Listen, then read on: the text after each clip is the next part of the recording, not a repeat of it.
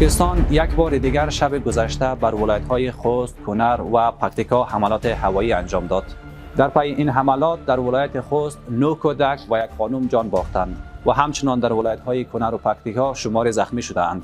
بیګا شپې 10 منټه او 2 بجې وې چې پاکستان تیارو برید وکړلو په د عوامو کورې وشو، دلته عوام اوسېدلو. ذبیح الله مجاهد سخنگوی امارات اسلامی در واکنش به این حملات گفته است که این حملات عملا نقض حریم هوایی افغانستان و همچنان نقض قوانین بین المللی است و این حملات را محکوم می‌کند.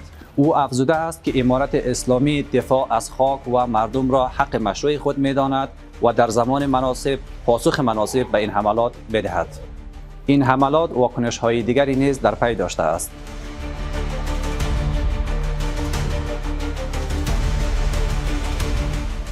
پاکستان نه تنها شب گذشته بر افغانستان حملات هوایی انجام داد، بلکه مهاجران افغانستان در آن کشور را نیز مورد خشونت قرار داده است.